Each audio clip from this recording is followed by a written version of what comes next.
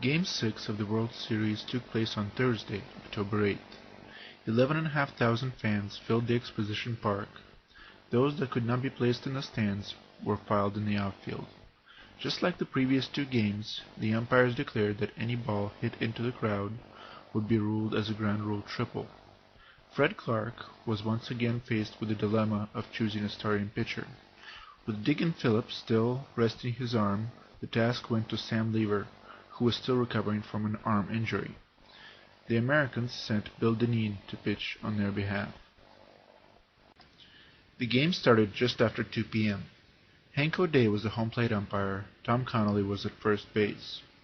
Unlike his previous start, Sam Lever kept the Americans off the board for the first 2 innings, facing just 6 batters and allowing no hits.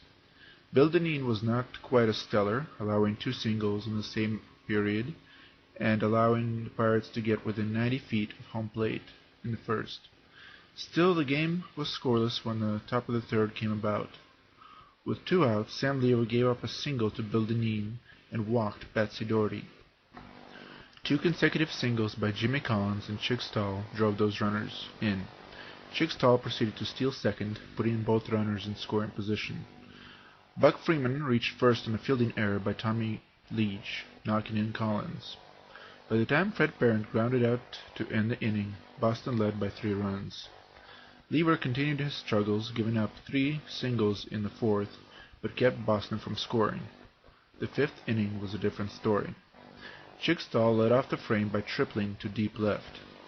Buck Freeman hit a sac fly to center, knocking in Stahl. Lever proceeded to hit Fred Parent. 1 out later, Hobie Ferris singled to center. As Parent was advancing to third, Honus Wagner dropped a relay throw from Beaumont, committing his 3rd error of the series and allowing Parent to score. By the time Lou Krieger was retired, the Americans had a sizable lead. Sam Lever faced just 4 batters in the 6th, but got into more trouble in the 7th. After striking out Buck Freeman, he gave up a triple to Fred Parent. Candy LeChance followed up with a double to left, knocking in Boston's 6th run. Bill Dineen, meanwhile, pitched 4 more scoreless innings, allowing just 4 Pirates to reach base. Even 2 steals by Ginger Beaumont did not help Pittsburgh to score. But the Pirates finally got to Boston Hurler in the 7th. Jimmy Sebring and Ed Phelps led off the frame with singles. 1 out later, Ginger Beaumont hit his 3rd single of the day, knocking in Sebring. With the runners on the corners, Fred Clark followed up with a double, clearing the bases and cutting Boston's lead in half. Fred Clark went on to steal second, and Dineen loaded the bases by walking Honus Wagner and Kitty Bransfield with 2 outs. But Claude Ritchie grounded out, and Boston avoided a disaster.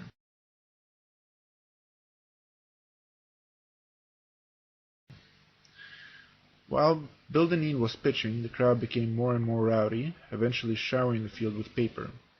The police threatened to end the game, but were persuaded otherwise. In the melee that ensued, Chick Stahl appeared to have been inadvertently showered with beer by one of the rooters. Still, the game went on. Sam Lever, for his part, had regained his composure and pitched perfectly in the final 2 innings. Unfortunately for the Pirates, Bill Dineen had a similar success. Ginger Beaumont singled for the 4th time to start off the bottom of the 9th. But Fred Clark lined out to Fred Parent, and Beaumont was doubled off at first. Tommy Leach popped out to the catcher to end the game. Considering his injury, Sam Lever pitched rather well, but not well enough to keep the Americans from tying the series. Bill Dineen was not perfect either, but he battled through it, earning the win. The Pirates had 1 more game at home before heading back to Boston. They were in a desperate need of a win.